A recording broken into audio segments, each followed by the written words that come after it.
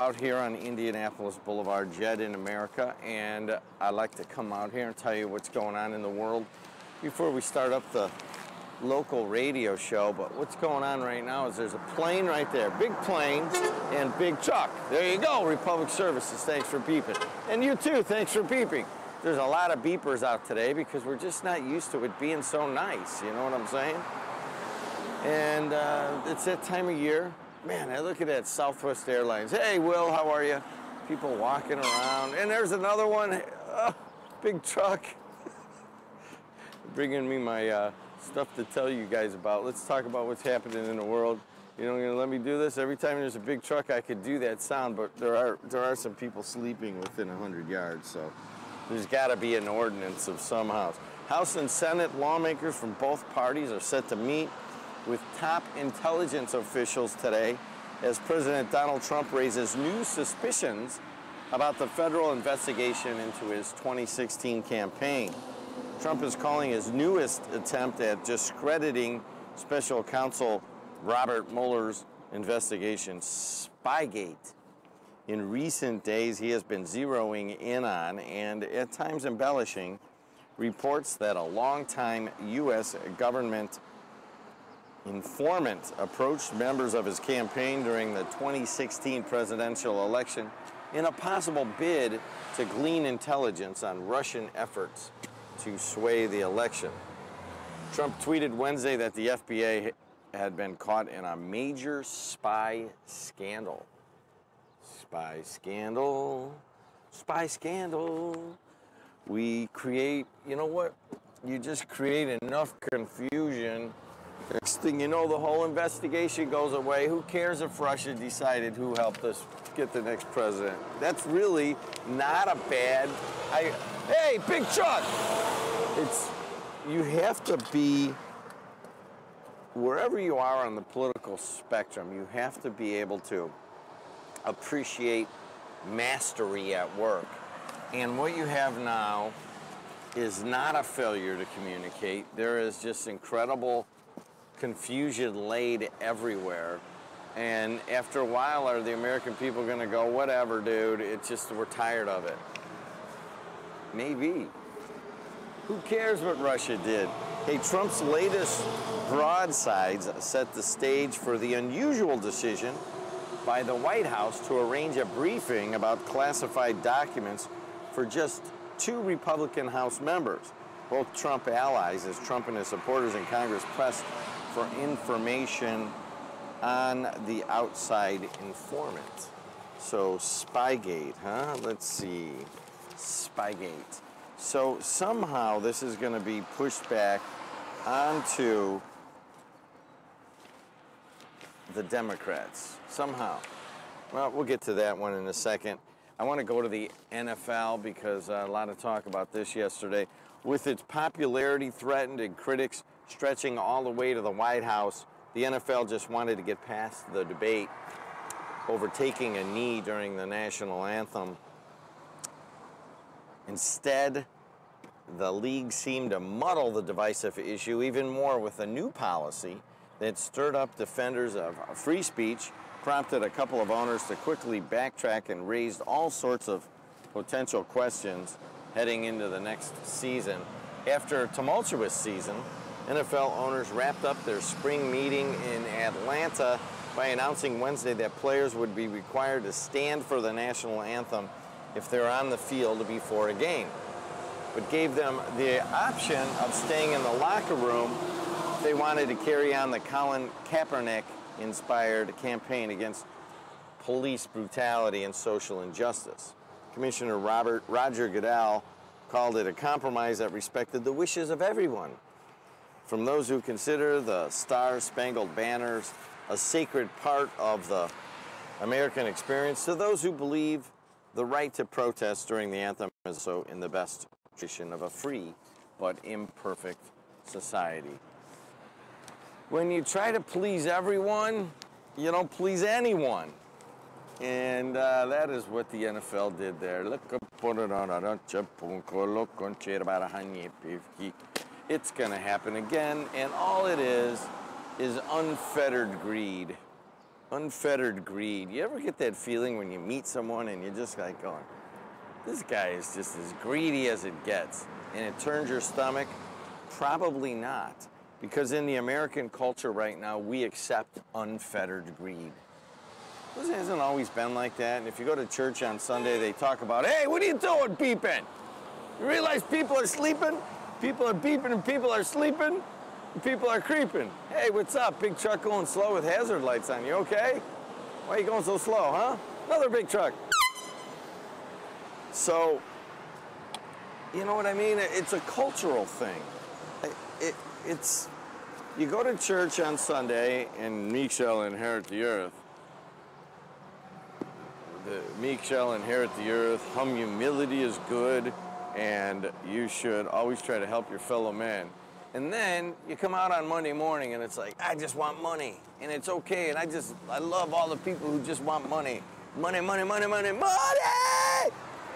Anyways, one day that culture will shift a little bit. But right now we accept that the sun is rising over a building across the street. It could not be more beautiful. I'm standing on the moon out here in the parking lot of Purdue Northwest Commercialization Center talking to you about higher fuel prices. I noticed that on the way in, right down the street here. It's about as cheap as it gets. I think it's around $3.20 right now. And as I'm getting set to drive a few hours on Friday for a meeting, that's when it goes up, by the way, just so you know.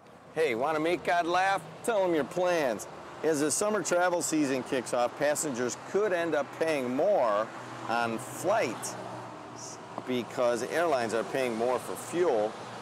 United Airlines CEO Oscar Munoz said after the company's annual shareholders meeting Wednesday, Munoz said higher jet fuel prices are already putting pressure on fares. United doesn't directly hike airfares when fuel prices increase. Did you guys hear that goose? Those geeses right above me? That is always a dangerous thing when geese fly right above you. Big geese, by the way. And so, hey, what are you doing? Everybody's making noise. How am I supposed to concentrate? In the first 3 months of this year, United paid an average of, hi, thanks for beeping, of $2.11 per gallon of fuel used for mainline and regional flights, an increase of about 23% from $1.71 it paid during the same period last year. So, as we go into Memorial Day, you're looking at higher fuel prices. And do you know why? We live in the land of accepted unfettered greed. All right, what else did I want to do? All right, I want to tell you, let's make sure I just got them all today, huh? Yes, only love can break your heart. I should have known right from the start. Yes, only love can break your heart. All right, so let's see. North Korea lobs another verbal salvo, this time at Vice President Mike Pence, ahead of a scheduled summit next month in Singapore, after he was the latest top Washington official to cite the Libya model, which, now do you think that was like one of those Giuliani-type guffaws where you're not really sure if he made a mistake? No, guffaw isn't right. Gaffe. A Giuliani gaffe. Or is that just Pence kind of letting him know, hey man, I'm the tough guy on the block, and because North Korea is now talking all sorts of tough stuff about what Pence had to say. And I don't know. I think Pence knew what he was doing, you know what I mean? You want to talk about Mike Pence? You know, would he make a good president? I don't know. You know, I interviewed him once over here at the Indiana Department of Highways garage. I went over there and he was talking, hey, what are you doing? Nice beeping. And it seemed like a kind of an informal event. It was going to be, they were announcing some sort of infrastructure salvo. Hey, thanks for beeping. It's a beep fest. It's a cacophony of beepers and sleepers on a Thursday morning in late May of 2018 in Hammond, Indiana. And Pence came out, and there's these trucks, and there's just a bunch of grease and grime in this garage. And he came out and they had a podium there, and he came out and it was almost like the president was coming out, and it was such a formal atmosphere. Yes, hello everybody. I would like to make sure that we know that roads are a very big, important message that we need to send here, and we need to tell the world that roads are very important to Indiana. We're going to do all this infrastructure. And I'm like, it's a great idea, great thing, but I'm like, why is it so stiff and so choreographed? Hey, what are you doing, Landy? Knock, knock. How am I supposed to concentrate out here with people running by and beeping and the sun's out? That's so distracting. We don't ever get the sun. We're like 8 months living in a nasty, gray, wet, damp blanket. And here it is, a beautiful morning. So anyways, I never got that part. Other than that, you know, he can kind of carry himself in a reasonable,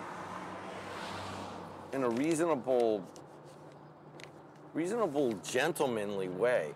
As a matter of fact, I remember interviewing him once, and we were talking about his radio background, and he does have some radio in the background, and I congratulated him on, you know, because if you can do radio and just continue to talk about nothing like I'm doing right now, big truck, and you can argue with callers, then you kind of learn how to communicate at a pretty high level, and he did that, and you could tell that when someone gives him something, he's able to synthesize an idea or to build to the next idea, and he's pretty good at that. But he's so stiff, man.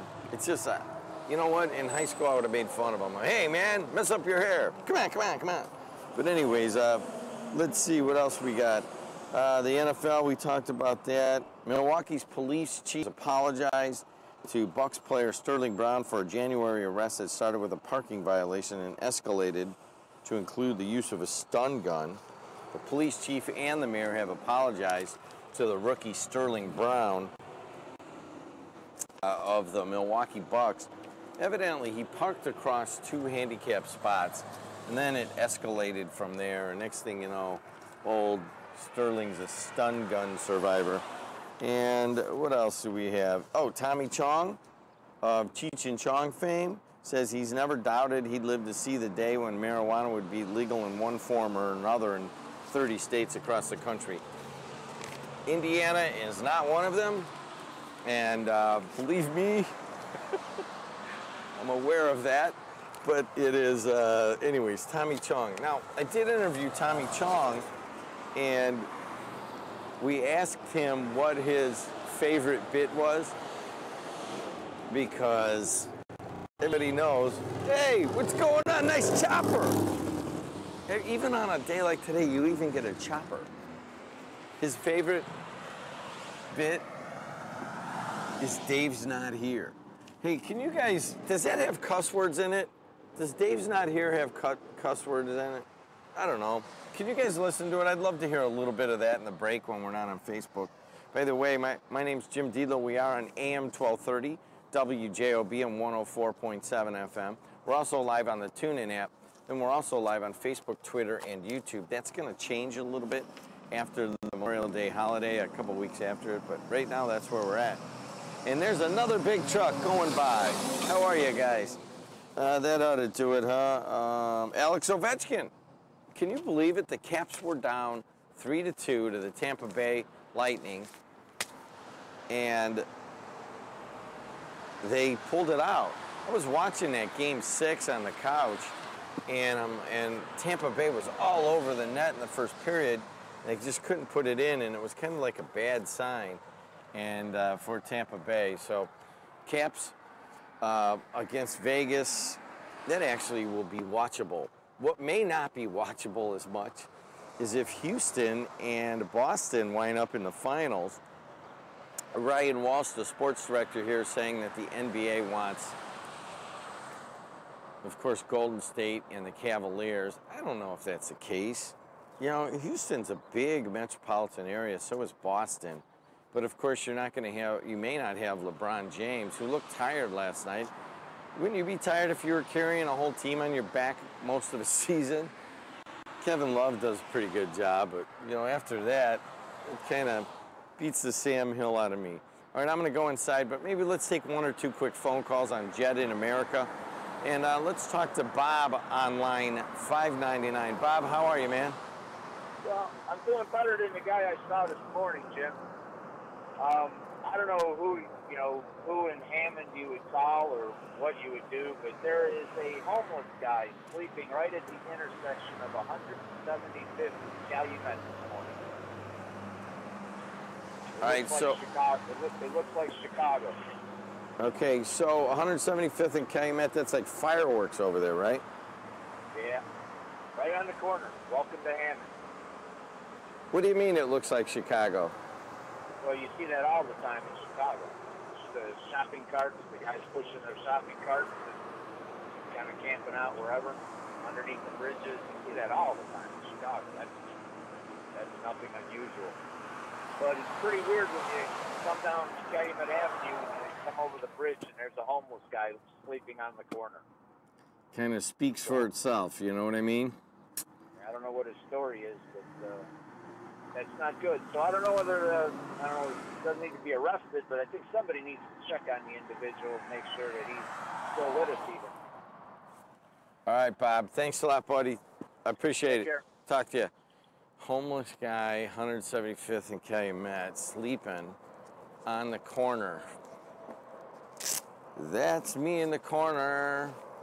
But for the grace of God goes me and you and all of your friends and your whole family. But for the grace of God goes you. But for the grace of God goes me. So in the land of unfettered greed, there's a man sleeping on the corner just about a mile away from here. But the sun is up, so he's not that cold. It's 54 degrees here right now. What do you do about that? Why are there so many homeless people? Really? Why are there so many people just living on the street, doing what? Got all these soup kitchens. It kind of come out of wherever they're sleeping. I mean, there was just a few months ago we had a homeless guy sleeping behind the bank over here and came by here while I was talking on the radio.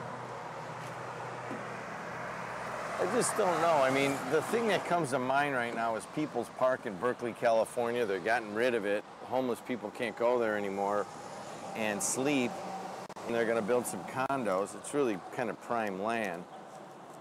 I don't know what to do with that. I do know this. I'm going to change the topic because the sun is there, and Bud Light goes by right now. Bud Light! We're just going to take that as a good sign. Bud Light and the sun. Because there is sorrow, there is sadness, there is poverty, there is pain in the world. And it was just brought to us by Bob from the corner of 175th and Calumet Avenue. Hi, I'm Jim Dietlow, JED in America. I'm going to go inside. We're going to finish this on Facebook, Twitter, and YouTube. And then I'm gonna play a little Dave's Not Here in honor of Tommy Chong's 80th birthday. Ryan, see if we can get Chong again. I typically don't do a lot of like the national celebrities, but every once in a while I'll get one that somebody offers an interview and I'm like, you know what, I'll interview him. Remember Dice? Dice was the weirdest one, man. But anyways, Tommy Chong turns 80 today, so somewhere in this little set you should hear a little Dave's Not Home on the radio. All right, guys, I'm Jim Dietlow, AM 1230 WJLB 104.7 FM, Hammond, Indiana, the voice and face